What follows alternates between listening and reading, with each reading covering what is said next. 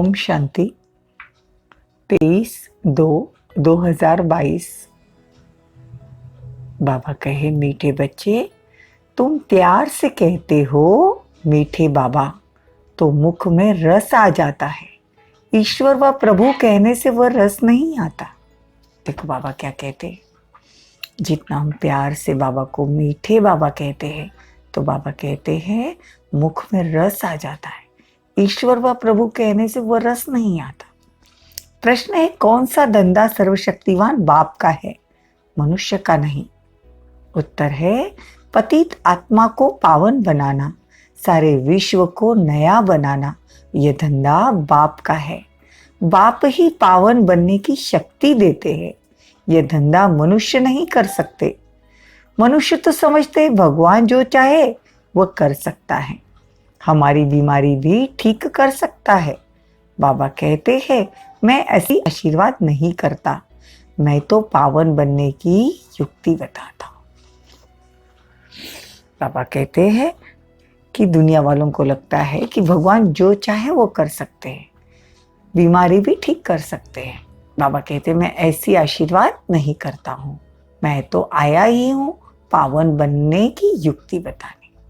पावन कैसे बनेंगे, हिसाब किताब कैसे तो होंगे, बीमारियां कैसे दूर कर सकते, ये युक्ति बाबा मुरली द्वारा बताते हैं। बाकी बाबा कहते मैं आशीर्वाद नहीं करता हूँ। ब्रह्मा बाबा को जब बहुत खांसी आती थी तो ब्रह्मा बाबा कहते थे संदेशी को कि बाबा से पूछो ये मेरी खांसी कब ठीक करेगी, या बाबा का रथ है तो खांसी ठीक कर दो।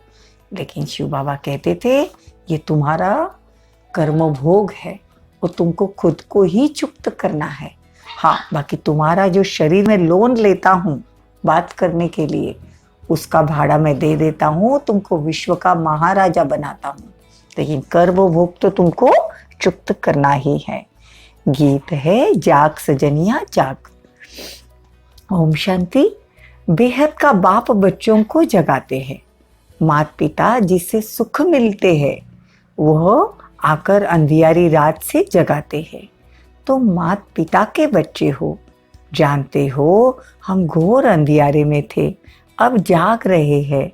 यूं तो सारी ईश्वरीय फैमिली है, सारी दुनिया के मनुष्य मात्र, और यह सारी दुनिया ये गॉड फादर की फैमिली है। माता पिता गॉड फादर को ही कहा जाता है। अब गॉड फादर भी अगर अपनी स्त्री के बच्चे कैसे पैदा करे, खास भारतवासी के तो माता पिता तो यह हो गई फैमिली। खास भारतवासी कहते हैं तो माता पिता तो ये फैमिली हो गई, वो तो सिर्फ गाते हैं। तुम यहाँ प्रैक्टिकल में हो और गॉड फादर अपनी फैमिली को जगा रहे हैं। देखो मंदिर में जाके हम कहते थे तुम माता पिता हम बालक तेरे। बाबा कहते हैं इतना बड़ा गॉड फादर है, उसकी स्त्री ब्रह्मा बाबा के मुख से हम बच्चे एडॉप्ट होते हैं। तो हम प्रैक्टिकल में ये देखते हैं कि वो सच में हमारे माता पिता बनकर हमारी पालना करते हैं। बाबा कहते हैं जागो बच्चे और बच्चियां, अब रात पूरी हुई। कौन सी रात? कलयुगी रात। अभी संगम चल रहा है, अभी दिन आने वाला है, सत्ययुग आने वाला है। अब दिन आने वाला है, गाते तो है ज्ञान सूर्य प्रगटा, परंतु अर्थ समझते नहीं। बाबा कहते हैं जिसको तुम याद करते हो उसका ऑक्यूपेशन तो जानना चाहिए ना। शिव के मंदिर में जाते हैं, शिव को दूध पानी चढ़ाते हैं, शिवरात्रि पे इतनी भक्ति करते हैं, तो बाबा कहते हैं जिसको तुम याद करते हो उसका ऑक्यूपेशन तो पता होना चाहिए। उसने इतनी बड़ी सृष्टि रची, बाप में सारा ज्ञान है, उसको ही ज्ञान का सागर नॉलेजफुल कहते हैं।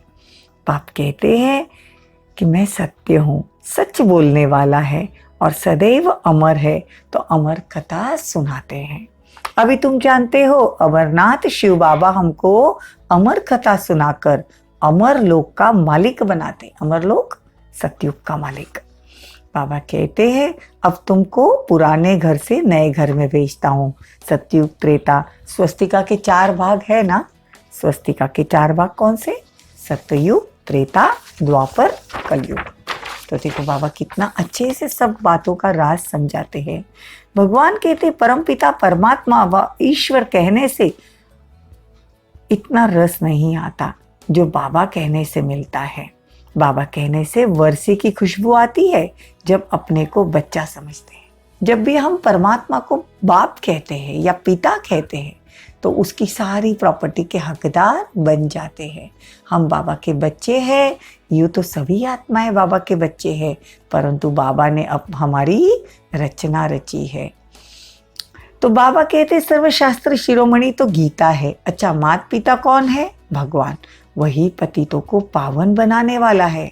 भगवान वाच, कृष्ण तो पतित को पावन नहीं बना सकता। मनुष्य तो कभी पतित से पावन बना ही नहीं सकते। वो निराकार परमात्मा का काम है।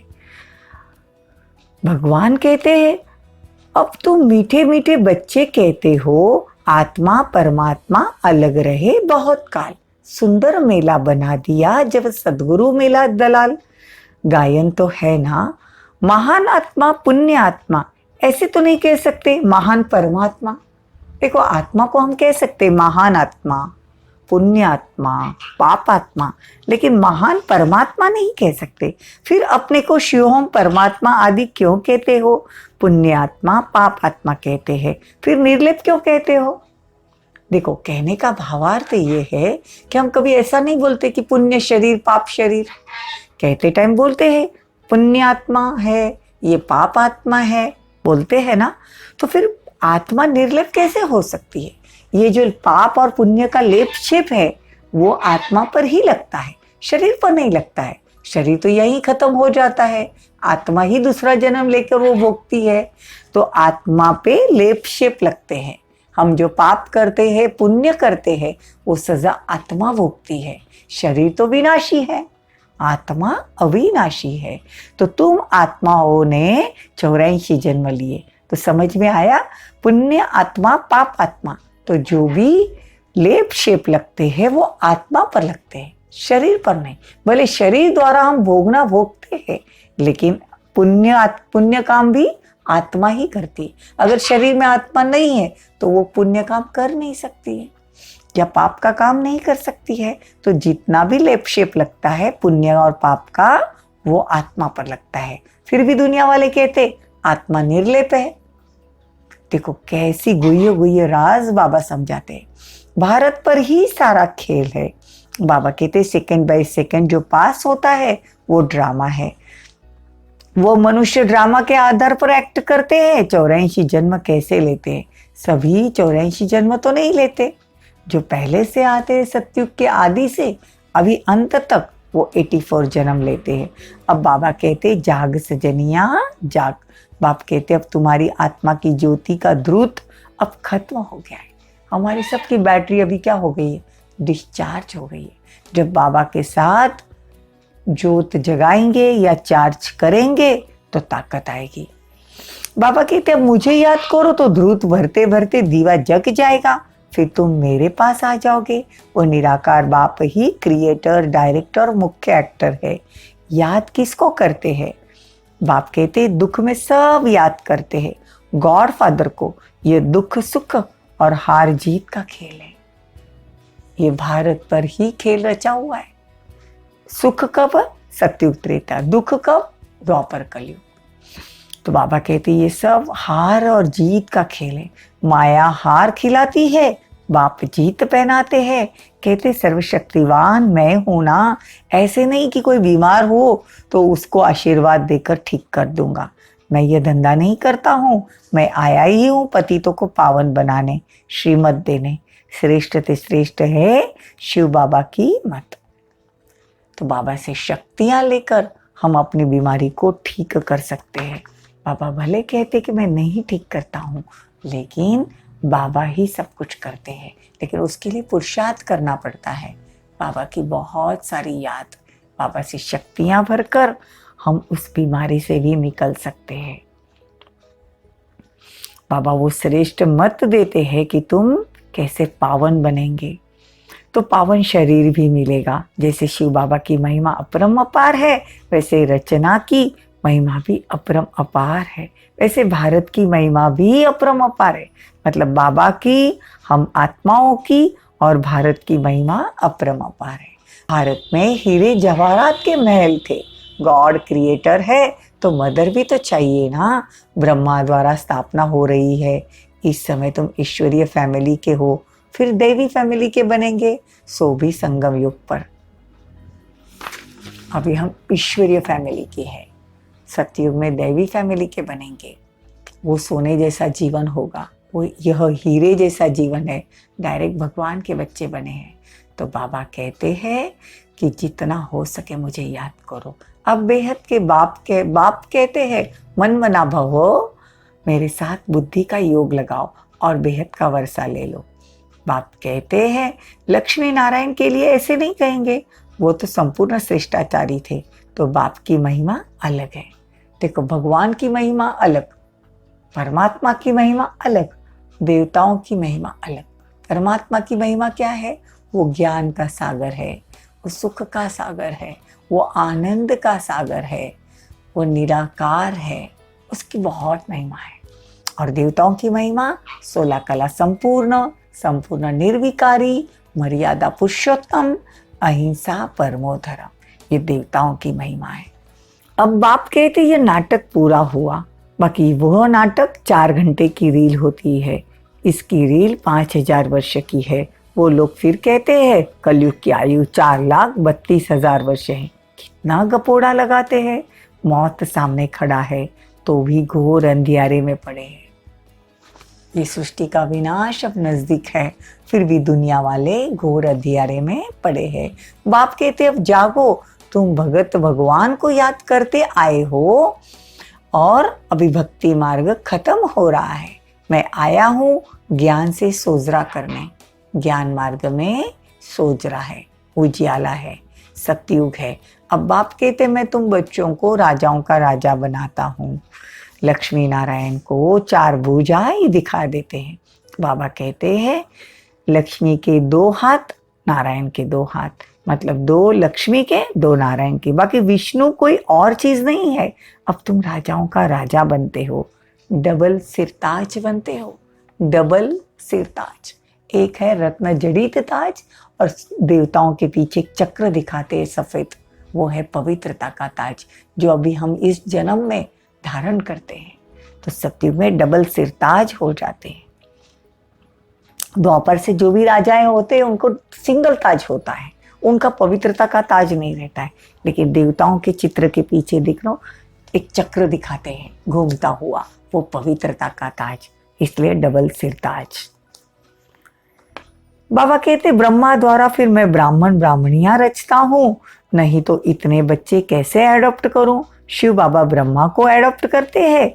बाप कहते हैं मेरे तो तुम ही हो ना, अब तुमको नया जन्म मिलता है। देखो बाबा क्या कहते हैं, मेरे तो तुम ही हो, मुझे तो तुम्हारे सिवा और कोई याद ही नहीं आता। और हमको तो कितने लोग रहते याद करने के लिए, चाचा मामा पूरी फैमिली, लेकिन बाबा सिर्फ हमको याद करते हैं। बाबा कहते हैं मैंने जरूर बाबा ब्रह्मा बाबा का शरीर का रथ लिया है, नहीं तो मैं मुरली चलाऊं कैसे। गीता है भारत का नंबर 1 शास्त्र। बाबा कहते जितना मुझे याद करोगे उतना विकर्म विनाश होंगे। हमारे विकर्म तो तब शुरू होते हैं जब हम वाम मार्ग में जाते हैं, द्वापर युग में। ये समझने की बातें है। विक्रमाजीत संवत भी है, फिर विक्रमी संवत भी है। ये बड़ी ही समझने की बातें है। देखो सतयुग जब शुरू होता है तो विक्रमाजीत संवत शुरू होता है, जो क्योंकि हम विकर्मों पर जीत पाते हैं, तो वो विक्रमाजीत संवत 111। देखो तारीख भी कैसी है, 1 और 1, विक्रमाजीत संवत। और विक्रमी संवत द्वापर युग से शुरू होता है जब हम वाम मार्ग में जाते हैं। बाबा कहते आधा कल्प रावण राज्य, आधा कल्प राम राज्य। इस स्वदर्शन चक्र को अब तुम ही जानते हो। तुम सब गॉड फादरली चिल्ड्रन हो। डायरेक्ट बाप ने ब्रह्मा द्वारा एडॉप्ट किया, इसीलिए तुमको सिकिलदे बच्चे कहते हैं। डायरेक्ट ब्रह्मा द्वारा एडॉप्ट किया, इसीलिए हम कौन है? सिक्की लदे, लाड़ के बच्चे। अच्छा, मीठे मीठे सिक्की लदे बच्चों प्रति माता पिता बाप दादा का याद प्यार और गुड मॉर्निंग। रूहानी बाप की रूहानी बच्चों को नमस्ते। हम रूहानी बच्चों की रूहानी माता पिता बाप दादा को याद प्यार, गुड मॉर्निंग, नमस्ते, थैंक यू, बहुत बहुत शुक्रिया। धारणा के लिए मुख्य सार, आत्मा रूपी दीपक को सदा जागृत रखने के लिए याद का धूत डालते रहना है। याद से आत्मा सतो प्रधान बनती है। सदा ज्ञान सोजरे में रहना है। बेहद का नाटक को बुद्धि में रख स्वदर्शन चक्रधारी बनना है। वरदान, व्यर्थ संकल्पों के तेज बहाव को सेकंड में स्टॉप कर निर्विकल्प स्थिति बनाने वाले श्रेष्ठ भाग्यवान भव। यदि कोई भी गलती हो जाती है तो गलती को अनेक बार क्यों हुआ, कैसे हुआ, ऐसे नहीं वैसे होना चाहिए था, यह सोचने में समय गवाना नहीं। जितना समय सोचने स्वरूप बनते हो उतना दाग और ही ऊपर लगता जाता है। पेपर का टाइम कम होता जा रहा है, लेकिन व्यर्थ सोचने का संस्कार पेपर के टाइम को बढ़ा देता है। इसलिए व्यर्थ संकल्पों को तेज बहाव को परिवर्तन शक्ति द्वारा सेकंड में स्टॉप कर दो तो निर्विकल्प स्थिति बन जाएगी। जब ये संस्कार इमर्ज हो तब कहेंगे भाग्यवान आत्मा। स्लोगन, खुशी के खजाने से संपन्न बनो तो दूसरे सब खजाने स्वतः आ जाएंगे। ओम शांति, ओम शांति।